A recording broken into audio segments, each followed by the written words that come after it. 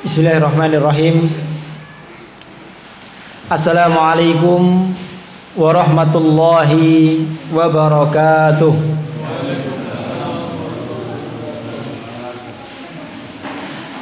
Innal hamdalillah nahmaduhu wa nasta'inuhu wa nastaghfiruh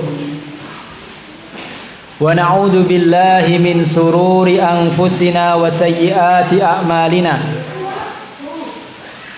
Man yahdihillahu fala mudilla lahu wa may yudlil fala hadiyalah. Asyhadu an la ilaha illallah wahdahu la syarikalah wa asyhadu anna Muhammadan abduhu wa rasuluh.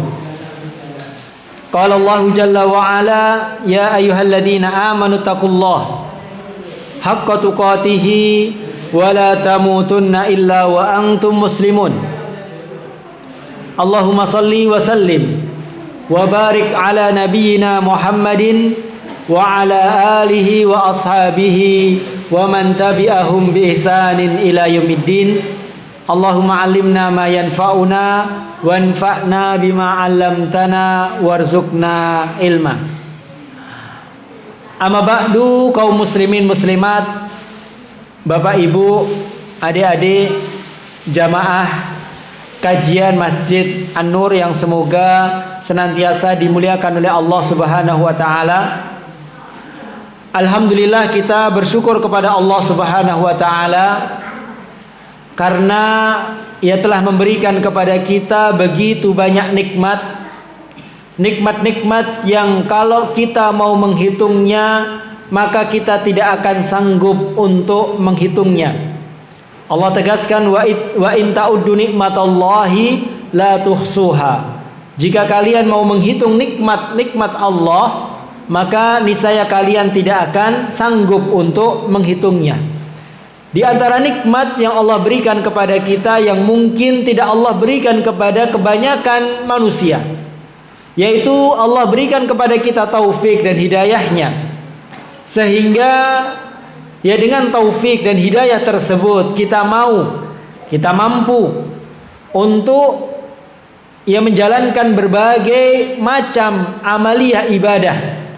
Di sini kita bisa mengerjakan sholat isya dengan berjamaah, kemudian dilanjutkan dengan ibadah yang lain yaitu thalabul ilmi.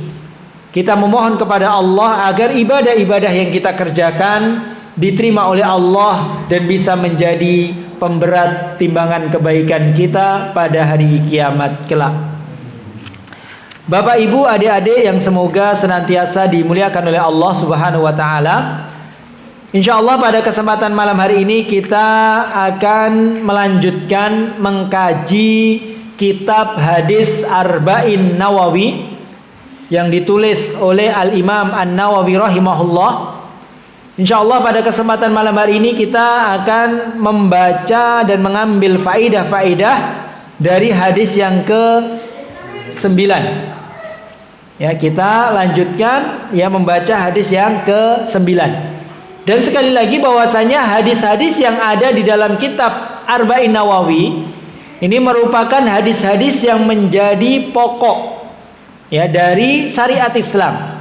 Semua hadis-hadisnya itu adalah hadis-hadis yang penting, yang menjadi pokok-pokok dari ajaran Islam. Maka dikatakan kalau orang itu sudah menghafal, mempelajari hadis-hadis yang ada di dalam kitab Arba'in Nawawi, maka dia sudah mempelajari Islam secara keseluruhan, namun secara global.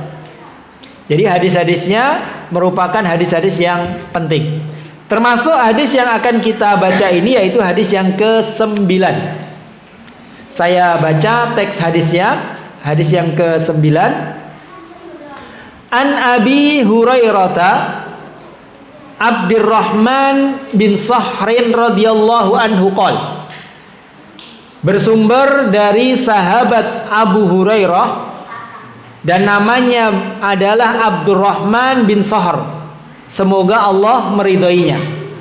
Beliau berkata, sami'tu Rasulullah sallallahu alaihi wasallam yaqul, saya mendengar Rasulullah sallallahu alaihi wasallam bersabda, Apa yang disabdakan oleh Rasulullah? Ma nahaitukum anhu fajtanibuh. Apa saja yang saya larang dari kalian, maka jauhilah. Wa ma amartukum bihi fa'tu minhu mastata'tum. Dan apa saja yang aku perintahkan, maka kerjakanlah sesuai dengan kemampuan kalian. Fa innama ahlakal ladzina min qablikum kasratu masailihim wa ikhtilafuhum ala anbiyaihim. Karena sesungguhnya ya, binasanya orang-orang sebelum kalian itu dikarenakan banyaknya bertanya dan menyelisihi nabi-nabi mereka. Jadi saya ulang hadisnya. Kata Rasulullah, ya, apa saja yang saya larang, maka hendaknya kalian menjauhi semuanya. Dan apa saja yang saya perintahkan, kata Rasulullah, maka kerjakan semampu kalian. Dan sesungguhnya binasanya orang-orang dahulu sebelum kalian, umat-umat sebelum kalian, itu disebabkan dua hal. Yang pertama karena banyaknya mereka bertanya. Kemudian yang kedua karena mereka menyelisihi nabi-nabi mereka. Hadis ini diriwayatkan oleh Imam Bukhari dan Muslim. Jadi Bapak Ibu yang semoga senantiasa dimuliakan oleh Allah Subhanahu wa taala, sebelum kita mengambil faidah-faidah pelajaran-pelajaran dari hadis tersebut, sebelumnya perlu kita sampaikan tentang sahabat yang merawikan hadis. Ini kita perlu mengenal para sahabat, ya walaupun hanya secara global. Sahabat yang meriwayatkan hadis ini yaitu sahabat Abu Hurairah. Pernah mendengar nggih Pak, Bu? Sahabat Abu Hurairah. Ini sahabat yang paling banyak meriwayatkan hadis dari Rasulullah. Ya, sahabat yang paling banyak meriwayatkan hadis. Yang beliau riwayatkan itu ya lebih dari 5.000 hadis. Jadi 5.000 hadis yang sampai kepada kita itu yang membawakan adalah sahabat Abu Hurairah. Asal beliau itu dari Yaman. Dari negeri Yaman. Nama asli beliau sebelum beliau masuk Islam itu namanya adalah Abdus Syams. Abdus Syams itu artinya hambanya matahari. Ini nama yang tidak boleh, karena nama yang mengandung penghambaan kepada selain Allah, hambanya matahari. Jadi seakan-akan Tuhannya adalah matahari. Maka ini tidak boleh.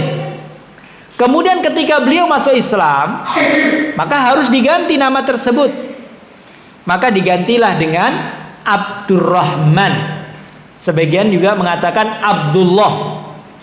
Asalnya adalah hambanya matahari, maka ketika masuk Islam diganti dengan hambanya Allah, Abdullah atau Abdurrahman.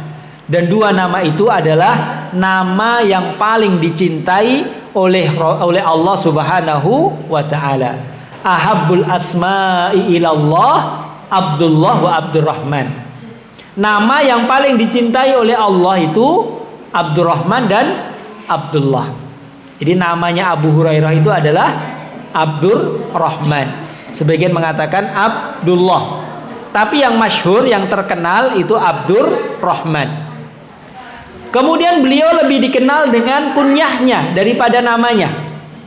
Kunyah itu nama atau julukan yang diawali dengan Abu kalau laki-laki, kalau perempuan diawali dengan Ummu. Ya, di sini Abu Hurairah, yang artinya Hurairah itu adalah kucing. Duh, Abu kucing, bapaknya kucing. Enggak. Jadi kenapa dinamakan dengan Abu Hurairah? Ya karena beliau itu senang dengan kucing. Ya, suka bermain dengan kucing. Maka dikenallah dengan Abu Hurairah. Ya. Beliau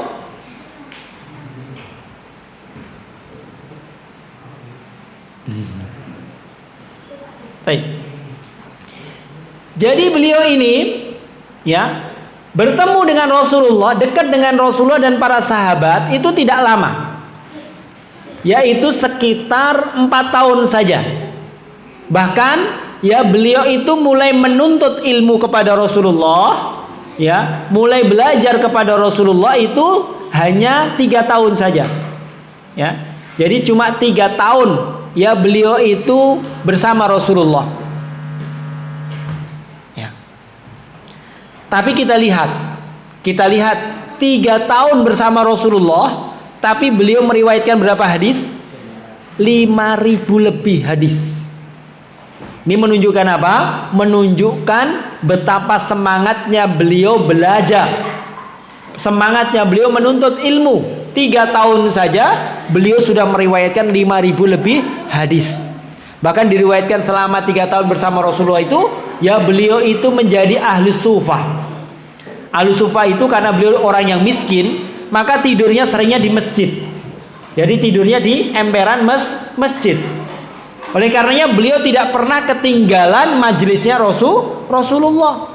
Setiap Rasulullah mengadakan majelis, ya ada taklimnya Rasulullah, maka beliau selalu hadir. Dan di antara keutamaan beliau atas doanya Rasulullah, beliau itu kalau mendengar hadis dari Rasulullah maka langsung hafal dan tidak pernah lupa. Jadi kalau Rasulullah menyampaikan hadis itu sama beliau langsung hafal dan tidak pernah lupa. Itu karena keberkahan doanya Rasulullah kepada beliau. Maka tidak heran ya Rasulullah bersabda langsung dihafal dan ingat terus. Jadi suatu saat kapanpun mau menyampaikan hadis Rasulullah itu bisa. Beliau sallallahu alaihi wasallam. Ini keutamaan sahabat Abu Hurairah. Bahkan setengah agama, setengah hadis yang sampai kepada kita itu melalui sahabat Abu Hurairah. Makanya musuh-musuh Islam, orang yang benci terhadap Islam, yang ingin menjauhkan umat Islam dari agamanya, mereka itu sangat benci dengan Abu Hurairah. Mereka memfitnah Abu Hurairah. Mereka menjelekkan sahabat Abu Hurairah, bahkan mengkafirkan Abu Hurairah. Tujuannya apa? Tujuannya agar kaum muslimin itu benci kepada Abu Hurairah, ya, tidak percaya kepada Abu Hurairah, sehingga kaum muslimin tidak mau mengambil hadis-hadis yang diriwayatkan oleh sahabat Abu Hurairah. Kalau kaum muslimin sudah tidak mau mengambil hadis yang diriwayatkan oleh Abu Hurairah, berarti setengah hadis itu hilang. Karena setengah hadis itu yang meriwayatkan adalah sahabat Abu Hurairah. Ya, ini tipu daya ya orang-orang non muslim ya menjadikan ya orang-orang muslim itu bagaimana mereka membenci sahabat Abu Hurairah. Tapi kita ya seorang muslim, seorang mukmin, kita mencintai ya semua para sahabat. Kemudian kaum muslimin muslimat rahimani Allah wa iyyakum. Kita ya akan bahas apa yang ada di dalam hadis tersebut. Kita ambil faidah-faidah. Ada banyak faidah, ada banyak hal yang perlu kita sampaikan. Yang pertama, hadis tersebut yang kita baca tadi itu ada sebab urutnya hadis. Kalau ayat itu ada asbabun nuzul, kalau ayat Al-Quran. Tapi kalau hadis itu adalah asbabul wurud, sebab kenapa Rasulullah itu bersabda hadis tersebut. Ya, di antara sebabnya ya diriwayatkan bahwasannya suatu ketika Rasulullah itu sedang berkhutbah, menyampaikan nasihat kepada para sahabat.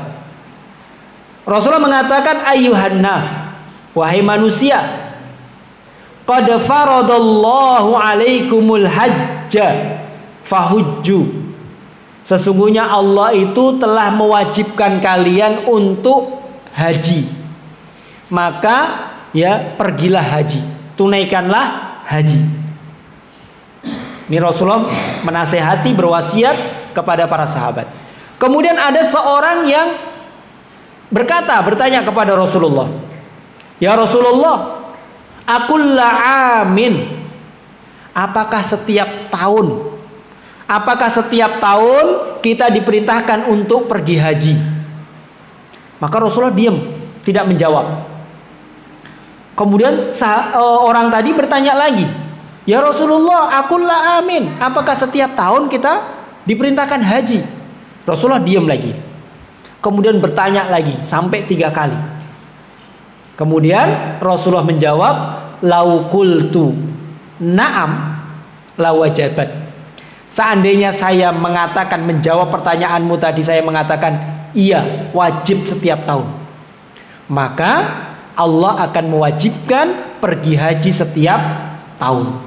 Kemudian kata Rasulullah, walamastata'tum, dan kalian tidak akan pernah sanggup, tidak akan mampu. Kalau haji setiap tahun, diwajibkan setiap tahun, bisa nggak Pak? Bisa, nggak akan mungkin. Ya, jangankan setiap tahun, ya susah, betapa susahnya kita ya menunaikan ibadah haji. Ini kalau diwajibkan setiap tahun, ya nggak akan bisa. Berarti setiap tahun kita berdosa. Ya, maka ya Rasulullah tidak menjawab. Ini bertanya, orang itu bertanya. Tapi pertanyaannya ini justru malah menyulitkan.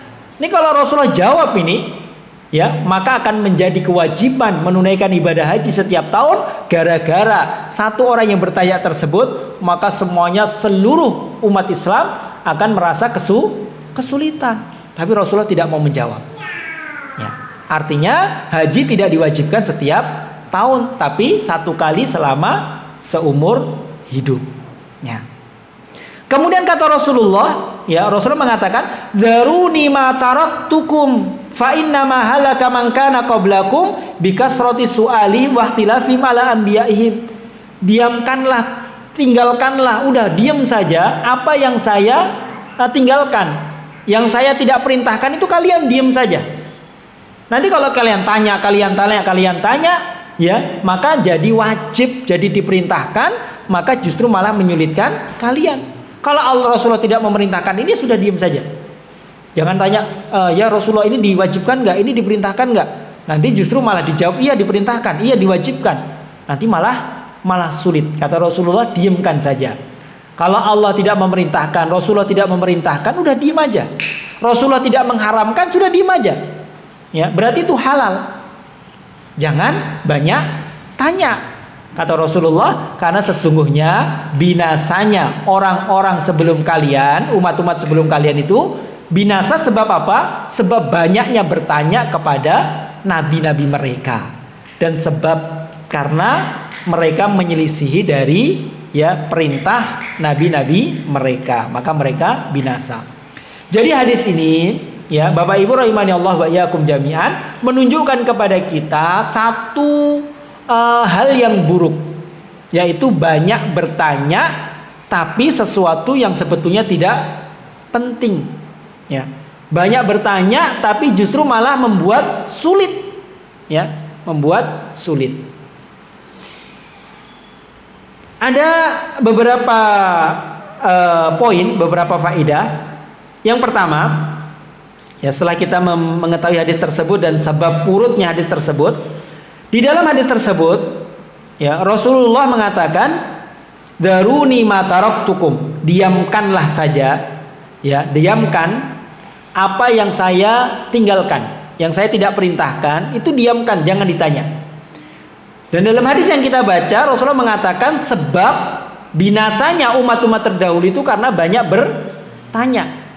Jadi banyak bertanya tentang sesuatu yang tidak bermanfaat, sesuatu yang tidak mungkin terjadi, maka ini sesuatu yang tercela. Ya. Tapi di dalam ayat-ayat yang lain, di dalam hadis-hadis yang lain itu justru ada perintah untuk kita bertanya. Jadi ada ayat yang menunjukkan kita ini agar kita ini bertanya. Kata Allah Subhanahu wa taala, ya, fas'alu ahladzikri in kuntum la ta'lamun. Bertanyalah kepada orang-orang yang memiliki ilmu kalau kalian tidak mengetahui hukum sesuatu. Jadi kalau nggak tahu, diperintahkan untuk bertanya. Dalam hadis Rasulullah juga bersabda, fa innama syifa'ul 'ai as-su'al. Sesungguhnya obat dari kebodohan, karena pada asalnya kita ini nggak tahu apa-apa, kita ini bodoh, ya. Maka obat dari kebodohan itu diantaranya adalah as-soal, bertanya. Karena kita nggak tahu, bertanya jadi tahu. Asalnya kita jahil, jadi kita tahu karena bertanya. Ya. Dan Aisyah radhiyallahu anha juga pernah mengatakan, nikman nisaul ansor. Sebaik-baik wanita itu adalah wanita dari kaum Ansor. Kenapa? Kata Aisyah, lam yakun yamna'hunna al-haya'u an yatafaqqahna fid din. Karena wanita-wanita Ansor itu, mereka itu tidak malu bertanya, ya. Malu, ya, rasa malu itu tidak menghalangi mereka untuk bertanya dalam urusan agama. Bahkan orang-orang Ansor, wanita-wanita Ansor itu bertanya kepada Rasulullah tentang haid, ya, tentang tentang haid, tentang rumah tangga, tentang nifas, ya. Ini kan rahasia wanita. Ini urusan-urusan wanita. Tapi mereka tanyakan kepada Rasulullah, tidak menghalangi mereka, rasa malu tidak menghalangi mereka. Ini membuat mereka itu, ya, menjadi wanita yang baik, ya, karena banyak bertanya. Nah, seakan-akan ini bertentangan. Tadi ada perintah bertanya, Rasulullah memerintahkan kita untuk bertanya. Tapi dalam hadis ini justru Rasulullah mencela orang yang banyak bertanya. Jadi mana Ustadz yang benar? Jadi kalau kita ini nggak tahu, ini kita bertanya atau tidak? Ya, maka di sini disebutkan oleh para ulama, bertanya dalam urusan agama itu ada dua. Yang pertama yaitu bertanya yang terpuji, dan yang kedua adalah bertanya yang tercela. Jadi ada pertanyaan yang pertanyaan itu tercela, ada yang pertanyaan itu terpuji. Ya. Yang hadis yang kita baca ini adalah pertanyaan-pertanyaan yang tercela, yang itu menjadi sebab binasanya suatu kaum. Maka kita akan sebutkan apa sih pertanyaan yang tercela itu, yang kita ini dilarang untuk bertanya. Ya. Yang pertama kata para ulama, pertanyaan yang tercela itu pertanyaan sesuatu yang tidak bermanfaat, sesuatu yang tidak memberikan manfaat, ya. Sesuatu yang nggak mungkin terjadi. Kalau kita tanya, kita tahu ilmunya juga nggak bermanfaat. Ini berbeda dengan pertanyaannya para sahabat. Bertanya memang sesuatu yang bermanfaat. Ya Rasulullah, tunjukkan kepadaku amalan yang memasukkan ke dalam surga, ya, untuk diamalkan. Bertanya tentang hukum dan yang lainnya. Pertanyaan yang memberikan manfaat. Kalau itu kebaikan dia amalkan, kalau itu keburukan dia tinggalkan. Yang tercela adalah pertanyaan yang tidak bermanfaat. Misalnya bertanya, ya Ustadz, misalnya nanti kalau ini sesuatu yang tidak mungkin terjadi, ya, kalau misalnya nanti kalau ke bulan, ya, sholatnya menghadap kemana Ustadz? Ini nggak bermanfaat, ya. Ini kalau dia tahu jawabannya untuk apa? Karena dia nggak mungkin pergi ke bulan. Kalau dia astronot, dia mau pergi ke bulan, mungkin ini bermanfaat. Saya mau pergi ke bulan. Nanti kalau saya sampai di bulan, saya sholat hadap kemana? Ini bermanfaat karena dia mau pergi ke bulan, ya kita, ya. Apa kita mau pergi ke bulan, ya? Makanya ada ustaz yang ditanya tentang itu, maka ditanya pergi dulu ke bulan. Nanti kalau saya sudah sampai bulan, nanti hubungi saya, nanti saya jawab. Ya, ini pertanyaan yang tidak bermanfaat. Ya. Karena nggak mungkin orang pergi ke bulan untuk apa? Ya. Baik. Ini yang pertama. Kemudian yang kedua, pertanyaan atau misalnya pertanyaan yang nggak bermanfaat, Ustadz, apa hukum daging dinosaurus? Ya, ini kita tahu halal atau haram juga nggak memberikan manfaat karena kita nggak ada dinosaurus ada nggak sih? Ya, kalaupun ada ya masa kita mau makan? Artinya pertanyaan yang tidak bermanfaat. Yang bermanfaat itu kalau benar-benar kita itu akan menjumpainya. Misalnya kuda, ada kuda, sate kuda ada. Ustadz, apa sih hukum sate kuda ini? Ini bermanfaat, ya, bermanfaat karena kita pasti akan menjumpai. Lah ini bertanya, Ustadz, hukum daging dinosaurus? Emang ada daging dinosaurus? Ustadz, hukum misalnya melihat putri duyung bagaimana? Putri duyung itu ada nggak? Ya, kalau itu nggak ada maka nggak bermanfaat. Ya, ya, yang bermanfaat ini tidak bermanfaat. Yang kedua, pertanyaan yang tidak bermanfaat, yang tercela, pertanyaan yang tercela, yaitu pertanyaan tentang perkara-perkara yang memang disembunyikan oleh Allah. Perkara itu memang dirahasiakan oleh Allah. Misalnya bertanya tentang ruh, yas'alunaka 'anir ruh. Ya, mereka bertanya kepada Muhammad tentang ruh. Maka katakan kulir ruhu min amri rabbi. Katakan ruh itu urusan Allah. Kita nggak ada urusan dengan ruh. Itu yang mengurusi hanyalah Allah. Wa ma utitu min ilmin illa qalil. Dan kita tidak diberi ilmu kecuali hanya sedikit. Bertanya tentang kapan hari kiamat. Ini perkara yang disembunyikan oleh Allah. Bahkan malaikat saja tidak tahu. Rasulullah saja tidak tahu. Ketika malaikat Jibril datang kepada Rasulullah bertanya, ya, mata sa'ah, kapan hari kiamat? Ya, Rasulullah nggak tahu. Yang Rasulullah tahu hanya tanda-tandanya saja. Harinya tahu hari Jumat, ya. Tapi kapannya yang tahu pastinya hanya Allah. Maka tidak perlu kita bertanya. Atau bertanya tentang sifat-sifat Allah. Allah punya tangan. Bagaimana sih tangannya Allah itu? Apakah kayak manusia atau ini? Nggak perlu. Kenapa? Itu dirahasiakan oleh Allah Subhanahu wa ta'ala. Bagaimana sih wajahnya Allah? Ya. Ini pertanyaan yang tidak perlu, ini pertanyaan yang tercela. Karena pertanyaan ya tentang sesuatu yang disembunyikan oleh Allah. Kemudian di antara pertanyaan yang tercela juga yaitu pertanyaan yang terlalu detail banget. Jadi dia terlalu detail sehingga justru jawabannya itu akan membuat dia sulit. Ya. Seperti Bani Israel dahulu diperintahkan oleh Allah Subhanahu wa taala untuk menyembelih sapi. Karena ada di antara mereka pemuda yang terbunuh dan tidak diketahui siapa yang membunuh.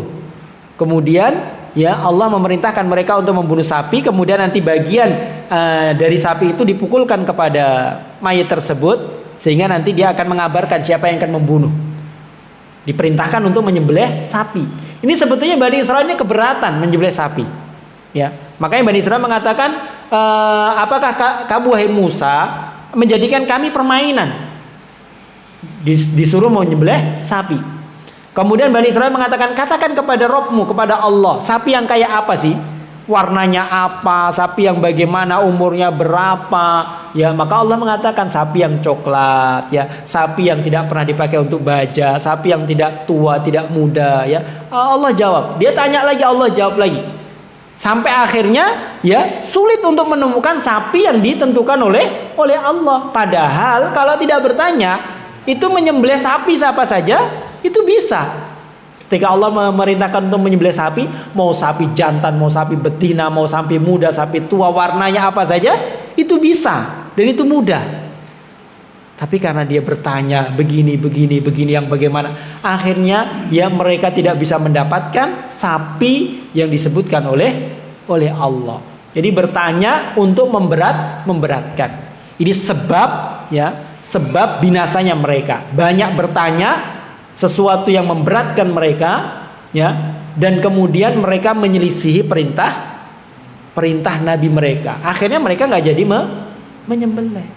Ya. Jadi kalau tanya, ya tanya cukup, nggak usah detail banget. Ustaz kalau begini dan seterusnya. Akhirnya malah sulit sendiri. Ya. Ini diantara pertanyaan-pertanyaan yang terpuji. Selain itu, maka pertanyaan-pertanyaan diperintahkan.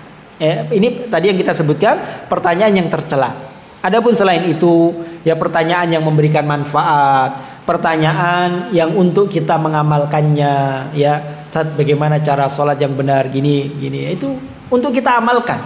Ustaz saya mendapati ya makanan ini boleh atau tidak. Memang itu kita dapatkan, makanan itu ada, maka ini pertanyaan yang baik. Ustaz saya mendapati suatu kondisi seperti ini, bagaimana hukumnya Ustaz? Saya sakit misalnya dan seterusnya. Kemudian apakah boleh bagi saya untuk tidak puasa? Ini pertanyaan yang bagus, ya. Pertanyaan yang bagus yang diperintahkan. Maka dari sini insya Allah kita bisa membedakan Pak Buya, mana pertanyaan yang terpuji dan mana pertanyaan yang tercela. Jangan sampai nanti bertanya justru pertanyaan yang tercela, atau sebaliknya pengen bertanya pada pertanyaan itu pertanyaan yang penting, pertanyaan yang memang harus ditanyakan, tapi karena takut ya ini pertanyaan terpuji atau tercela jadi tidak ditanyakan. Ya. Insya Allah bisa membedakan ya, insya Allah. Ini yang pertama. Kemudian yang kedua, faidah yang dapat kita ambil dari hadis ini, di dalam hadis ini Rasulullah bersabda, "Manahaitukum anhu," apa saja yang saya larang dan apa saja yang saya perintahkan. Apa saja yang saya larang maka tinggalkan, apa saja yang saya perintahkan maka kerjakan.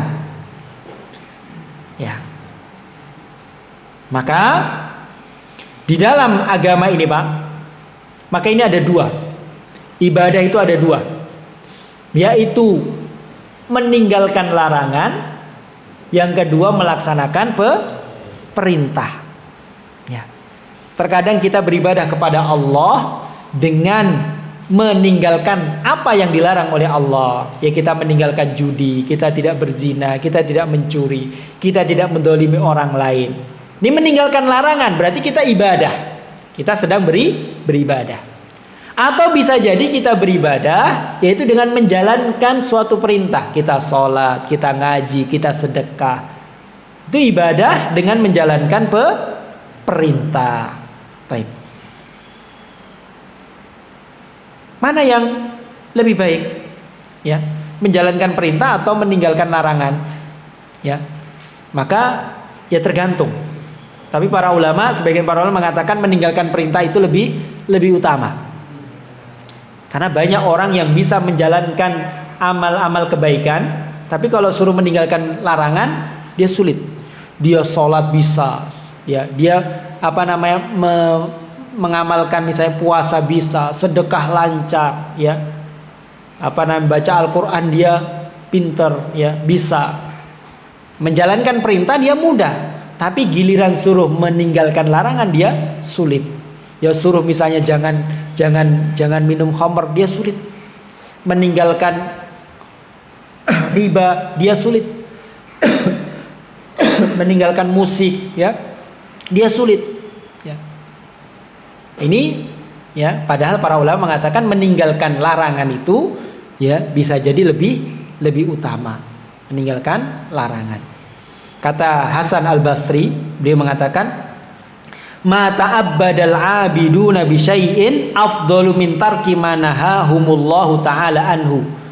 Ya, tidaklah seorang hamba itu beribadah kepada Allah dengan sesuatu yang lebih utama daripada meninggalkan apa yang dilarang oleh Allah Subhanahu wa taala.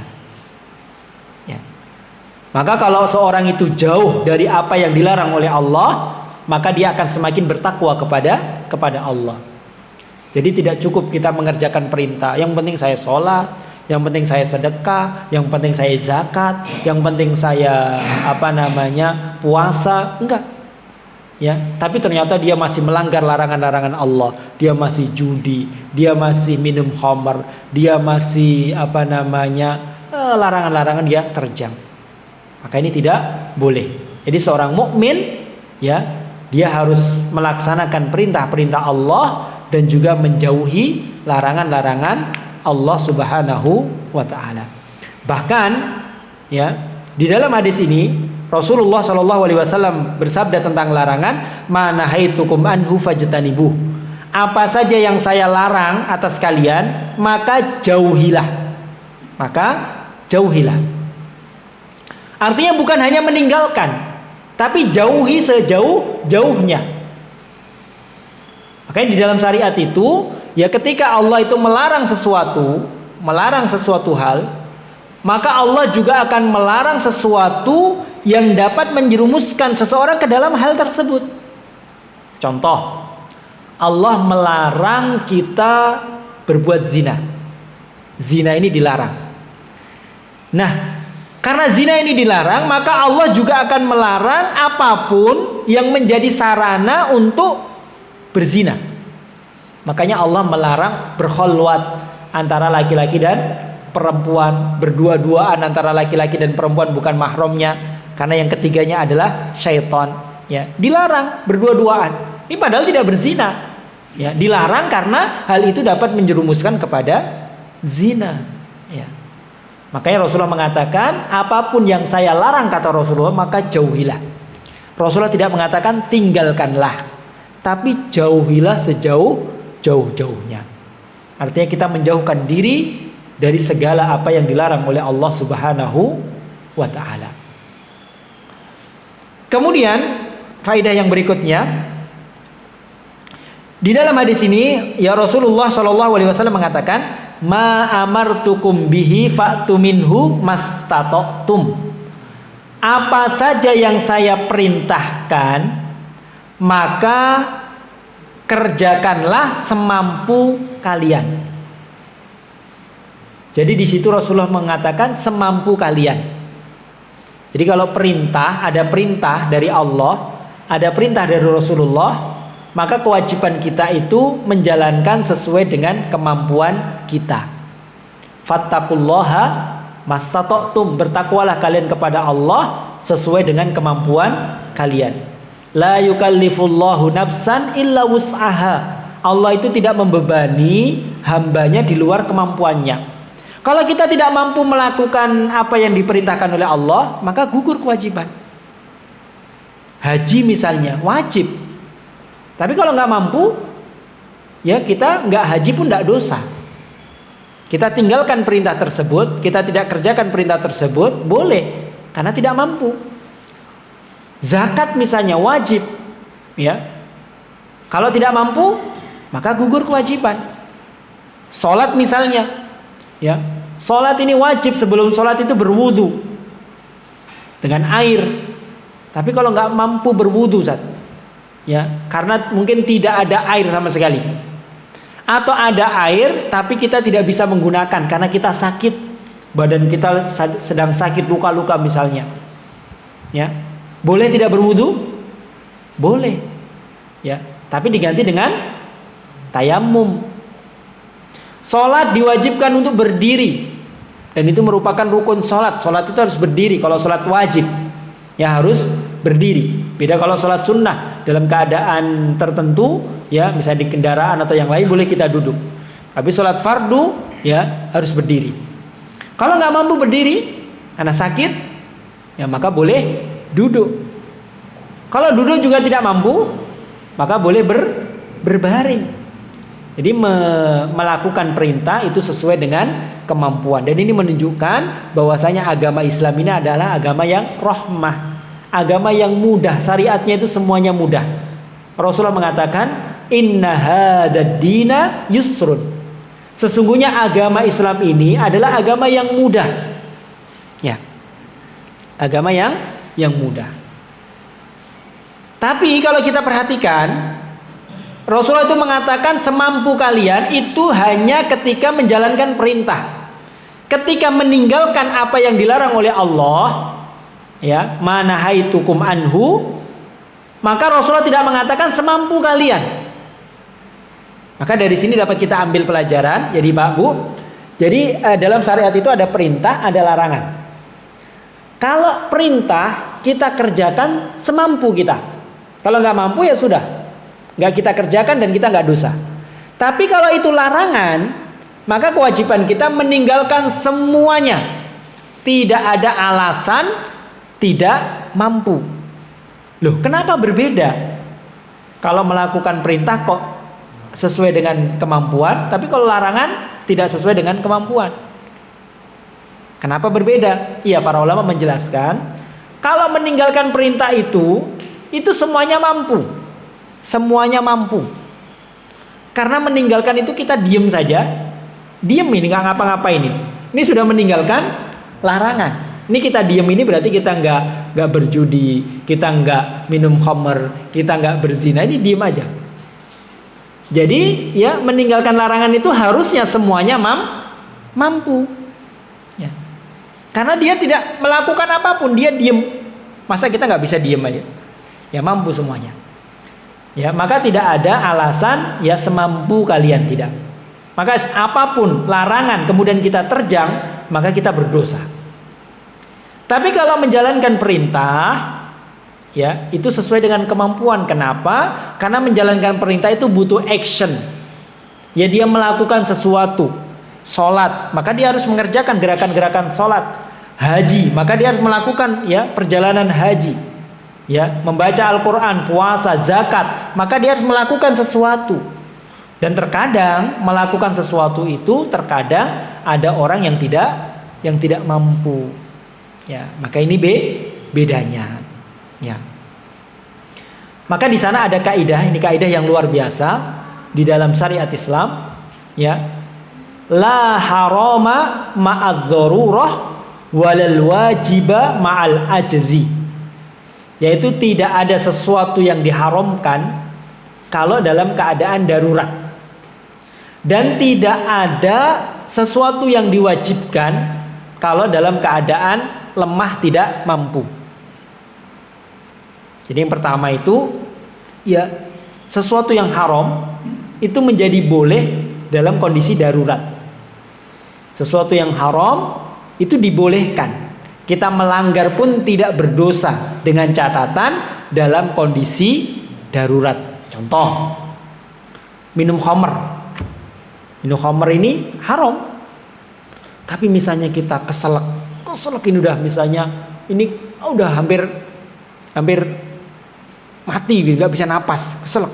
Ini nggak ada apa-apa ini hampir mati. Di situ nggak ada air, cari air juga nggak ada, ya, nggak ada sama sekali. Adanya khamr di situ, ya. Maka boleh kita minum khamr, ya, sehingga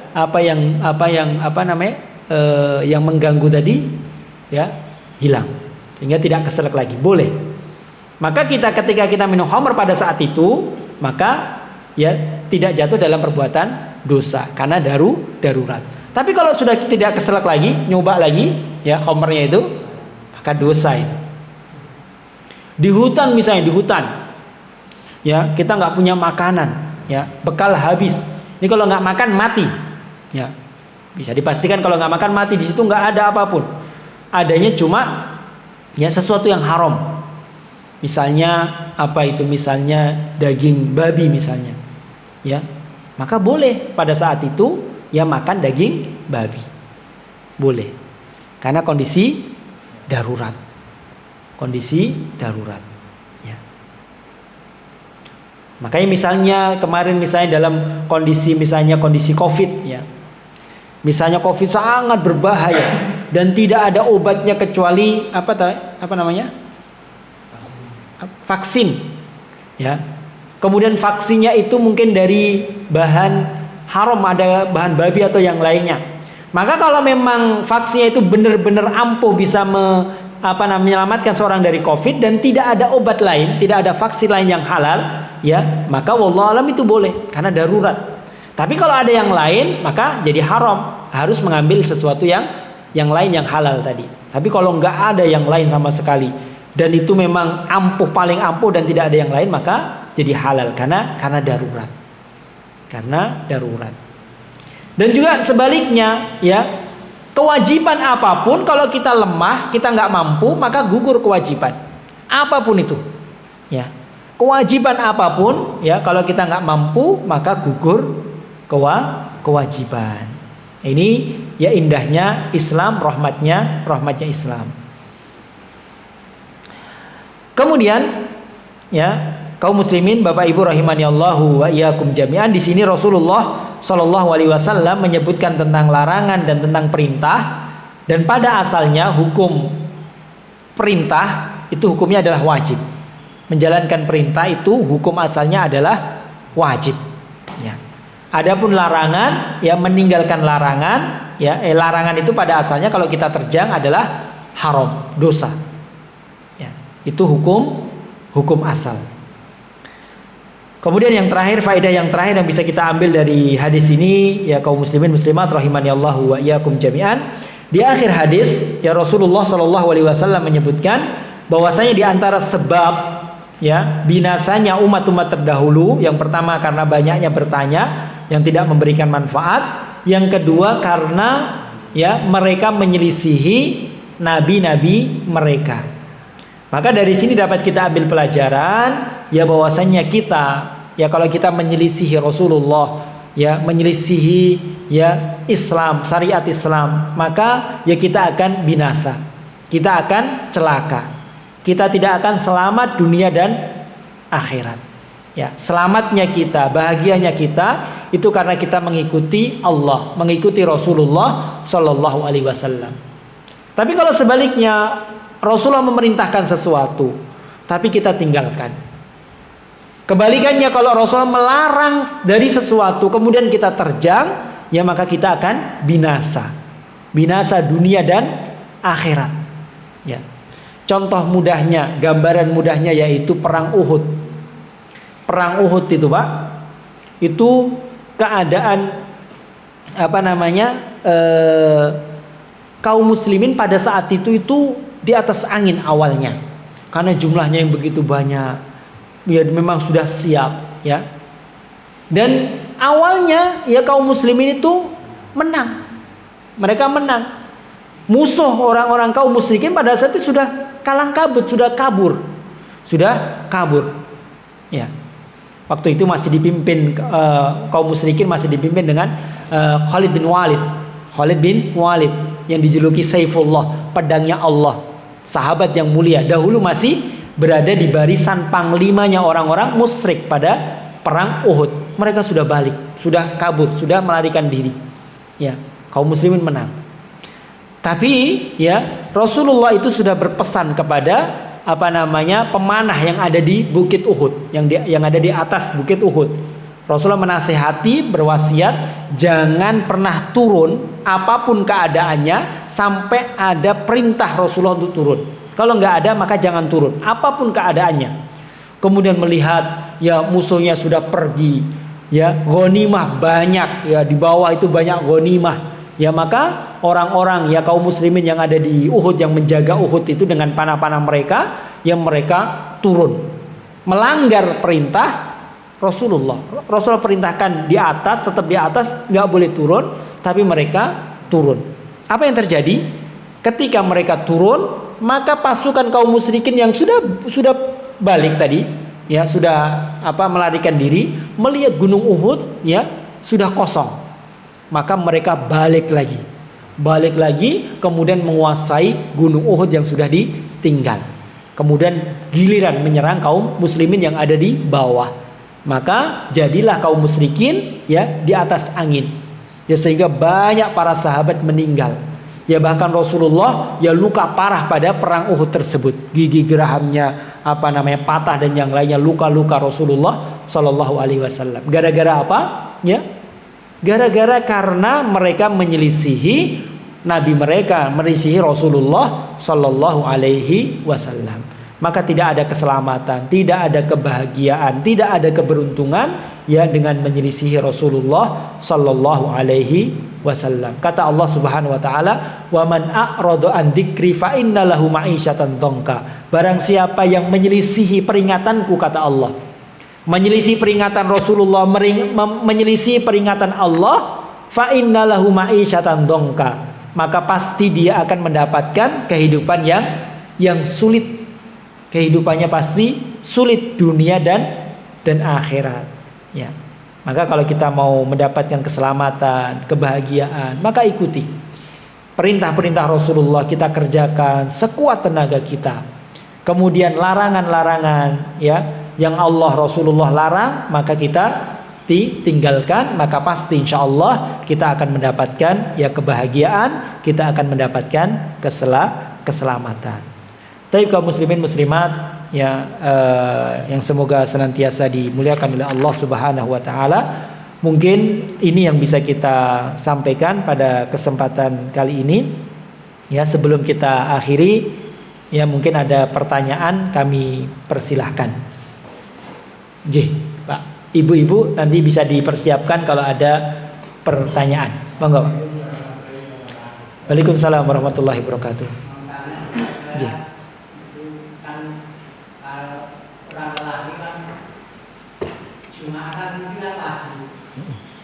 Kalau musafir gimana kalau nggak ada perjalanan itu nggak dapat istilahnya masjid apa bisa apa enggak? Taib. Musafir. Ya. Taib musafir ya adalah udzur yang dengannya seseorang itu boleh untuk tidak mengerjakan sholat Jumat. Jadi boleh. Tapi nanti dia mengganti dengan sholat duhur. Ya tapi ya harus diusahakan ya bagaimana dia itu ya pergi tapi bisa dikira-kira dia itu bisa mengerjakan sholat Jumat dan itu yang paling utama. Makanya ya ada larangan ya pergi ya di hari Jumat ketika matahari itu sudah naik. Maka itu tidak dianjurkan ya, bukan dilarang untuk safar pada saat itu karena khawatirnya nanti ya akan terluput dari sholat Jumat. Tapi kalau memang sudah keadaan seperti itu harus safar dari hari Jumat dan yang lainnya ya kemudian kita tidak bisa mendapatkan sholat Jumat, maka itu udzur syar'i.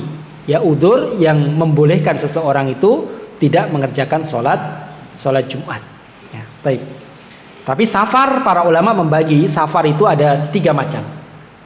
Yaitu safar ibadah yang pertama, yang kedua adalah safar maksiat dan yang ketiga adalah safar ya mubah. Safar ibadah, safar yang dengannya kita itu ibadah. Haji, umroh itu kan safar. Atau kita menjenguk orang tua, menjenguk saudara, silaturahmi ke saudara kita yang jauh di luar kota, itu safar ibadah. Selama perjalanan kita akan mendapatkan pahala karena itu ibadah. Safar ada safar maksiat. Safar maksiat dicontohkan oleh para ulama, safar yang dengannya kita ini mendapatkan udzur untuk tidak melakukan kewajiban dalam Islam. Contohnya agar gugur kewajiban puasa. Kita tahu bahwa safar itu, kalau orang safar itu boleh tidak puasa karena dia mungkin banyak uang. Saya nggak pengen puasa hari ini, ya. Tapi ya kalau saya nggak puasa dosa. Ya sudah, saya safar aja. Udah hari ini saya pergi saja ke luar kota, nanti kan boleh makan. Dia pergi, dia safar tujuannya agar terbebas dari puasa tadi. Maka ini puasa ya, ini safar yang maksiat, ini tidak boleh. Atau safar kita mau menemui wanita yang bukan mahram kita. Wah, sana ada mau menemui. Ini safar maksiat. Selama perjalanan kita akan mendapatkan dosa. Atau safar misalnya kita mau misalnya sana mau nonton sana konser ya dangdut, sana ada dangdut saya di luar kota gitu. Kita mau datangnya cuma ingin menyaksikan itu. Maka ini safar maksiat, selama perjalanan pulang pergi kita mendapatkan dosa. Adapun safar-safar mubah ini safar yang banyak. Safar bukan safar maksiat, bukan safar ibadah, safar yang boleh. Kita safar mungkin mau rekreasi atau mungkin mau ada kebutuhan apa, kita pergi ke luar kota, maka ini safar yang mubah. Dan safar itu ya menjadi udzur banyak hal, di antaranya boleh ya kita tidak puasa, boleh kita tidak sholat Jumat. Baik. Yang lain? Ibu-ibu kalau ada yang perlu ditanyakan, nanti nikman nisaul ansor. Ya, sebaik-baik wanita itu wanita ansor karena mereka banyak bertanya, pertanyaan yang bermanfaat. Ya, Masya Allah. Ada Bu yang mau ditanyakan? Atau bapak-bapak yang lain? Kalau tidak ada, kita cukupkan.